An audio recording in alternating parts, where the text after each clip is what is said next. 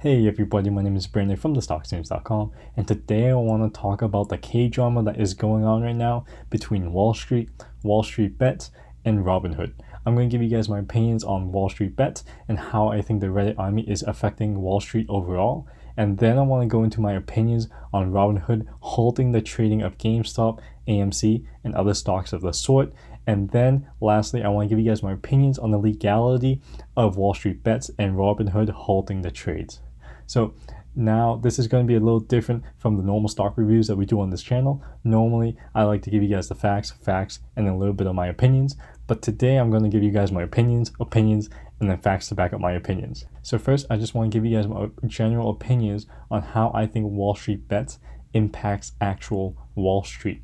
So in my opinion, Wallstreetbets has a very small, minuscule impact on the fundamentals of Wall Street. I do not think that it directly affects the valuations or fundamentals of any business. However, the impact that I think Wallstreetbets does have on Wall Street is psychological.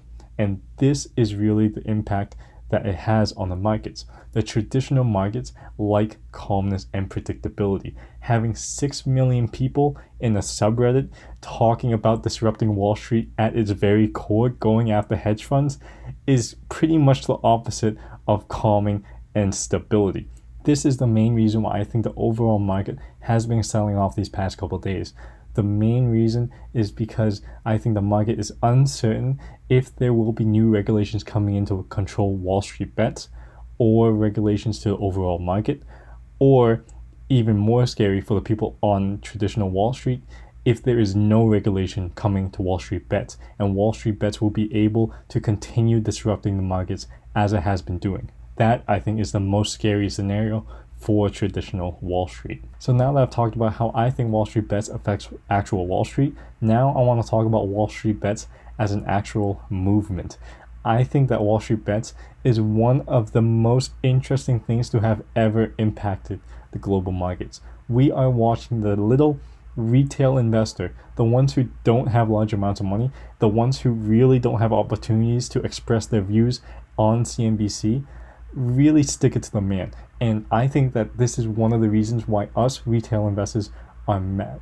I think one of the reasons why us retail investors are mad is because of the system and what is going on with CNBC and the flow of investable information. I watch a lot of CNBC. One, because I don't have a lot of friends, and two, because this is really one of the few networks that really disseminates information to us. What makes me mad as a retail investor is that we don't have the same information as the big guys on top do. Like the guys on CNBC or the hedge fund managers, they all have the information first, act on it, and then trickle down the information to us. So, if we're playing the same game and you're 2 moves ahead, I'm not good at chess, but I don't think that's a fair game.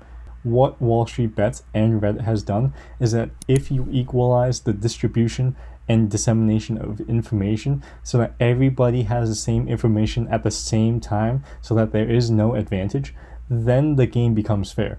Then us, the retail investor who don't make millions of dollars a year can play this game just as good as the big guys and girls do. Lastly, I just want to give my opinions on Wallstreetbets in general. For me, because I'm a nerd and took some psychology classes in college, it is incredibly cool to me to analyze crowd psychology of the subreddit and to see the realization that a bunch of people banding together can have a material impact on the world that we live in. But Wallstreetbets does have its faults. Some of the language on the subreddit is really not PG-13. If you are socially sensitive and you want to take a look at the subreddit, I would say proceed with caution. You're going to see words that are ableist and really offensive, and call me a snowflake or a softie, but those words do offend a lot of people, and I'm really against that. Also, you will see that people are really drilling into some hedge fund people with ambition, and that's also something I'm against. Again, we're all people, and I want everybody to be treated with respect here. But with all that said, the main point of Wallstreetbets, I 100% agree with. I want to see the little guy win more battles and to level the playing field with the stock market. I want to see the equalization and accessibility for wealth. In order to grow wealth, we really don't have a choice but to play the game of the stock market. The stock market really is one of the only ways to guarantee long-term wealth. I want this game to be stopped being slanted towards the people who have millions of dollars already. I don't even want this game to be slanted towards the people who have zero. I don't want the game slanted at all. I want the rules to apply to everybody in this game. I want the rules to apply to us retail investors, the hedge fund managers up top, and also the politicians. I'll separate video on the politicians and the insider trading that goes on there, but why can't the rules of the game just be fair to everybody? So now that I've covered my opinions on Wallstreetbets, now I want to talk about the legality of Wallstreetbets and the legality of Robinhood restricting trades. Now, firstly, full disclosure, I am not a lawyer. Thank goodness. That is way too much reading for me. But, like I said at the beginning of the video, these are just my opinions. But these opinions are based on facts. I'm going to talk about Wallstreetbets first, and there's really two cases for the legality of Wallstreetbets and for the illegality of Wallstreetbets. I'm going to talk about the illegality first, and then we're going to talk about the legality part. So the illegal case for Wallstreetbets is Section 13D. Here is a screenshot of Section 13D on your screen. And what this form is basically saying is that a person or groups of people have to fill out this form if they are indeed acting as a group and if they together own more than 5% of the company. This by law has to be completed if you are a group holding more than 5% of a company. If you don't fill this out, then by definition, the group is operating illegally. If you want an easy explanation of Section 13D, here's a screenshot from Investopedia. So, now the question is Wallstreetbets a group? The answer is really up to interpretation here, and is why the SEC and the government has to be very careful. From the SEC filing I just showed you, here's another screenshot.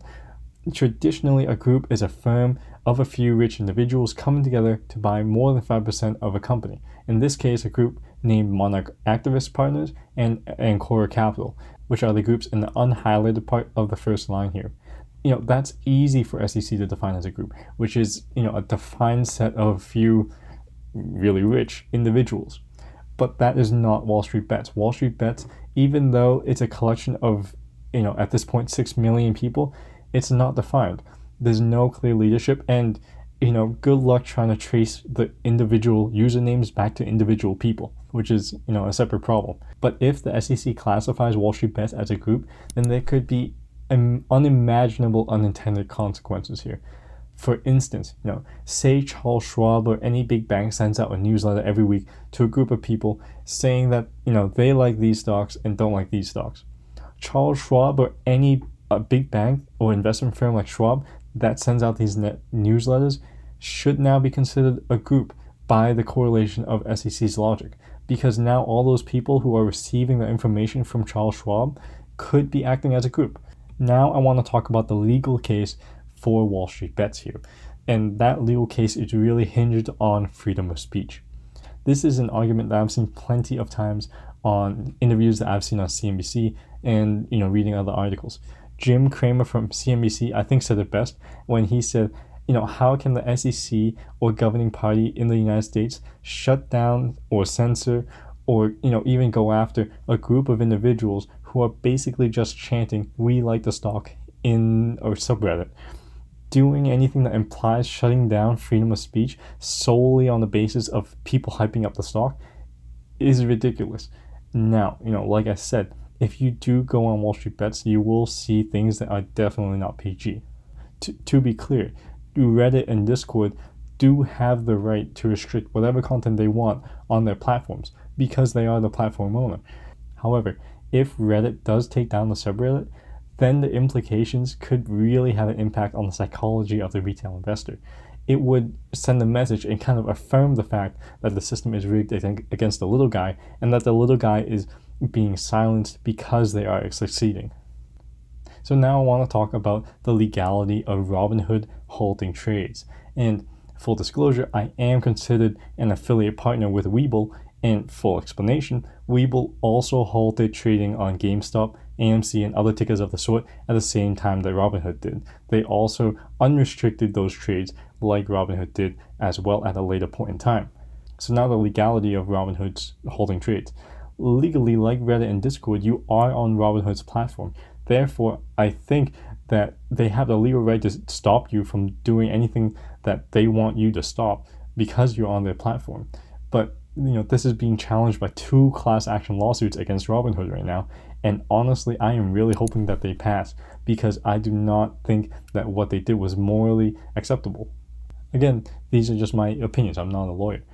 But in my opinion, the decision for Robinhood to limit trades was incredibly irresponsible, as they held the trust to their customers of free trade.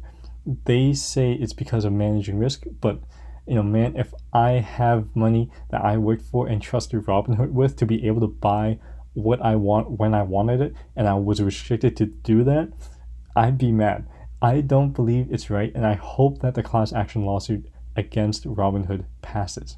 Even though I think that Robinhood really infuriated the entire customer base in less than 8 hours, I don't think what they did was illegal. I do, however, like I said, I think it's immoral and really not right. That said, there was probably a bunch of pressure coming down on Robinhood from higher ups to make this decision. I do not believe that Robinhood chose to make this decision to make more than half of their users mad by choice.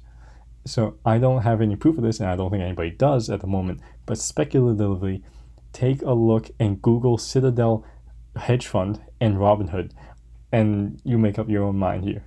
So to be fair here, Robinhood and Citadel both came out with statements saying that they were not talking to each other to come to this agreement to shut down the trades. But again, you can make up your own mind here about how I feel about the situation.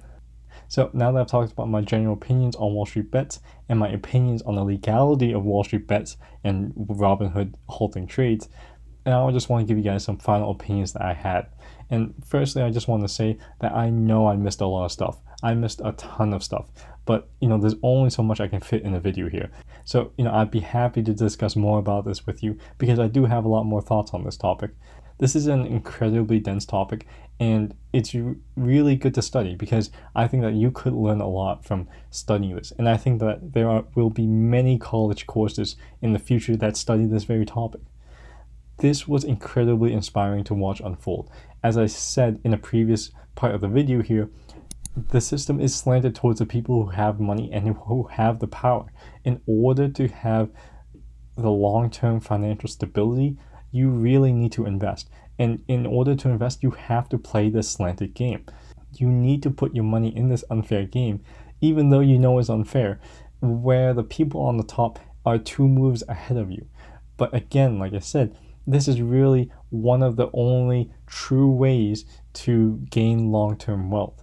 In my opinion, I think that there should be more rules for hedge fund managers. I do not understand how you can short 140% of a stock. I also don't like the ideas of ideas dinners where people go into private rooms and talk about information, spread information without anybody else knowing, and then they act on that information. I also want to see more disclosures.